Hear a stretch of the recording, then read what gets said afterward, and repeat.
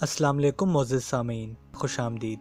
امام مہدی علیہ السلام کے ظہور سے پہلے بہت سی نشانیاں ظاہر ہوں گی۔ مشرق و مغرب میں آپ کی حکومت ہوگی۔ دنیا میں کوئی ایسی زمین باقی نہ رہے گی جس کو آپ علیہ السلام آباد نہ کر دیں۔ معزز سامعین، آپ کو بتاتے چلیں کہ ہم یہ تمام نشانیاں آپ کو ایک مشہور کتاب 14 ستارے کے ریفرنس سے بتا رہے ہیں۔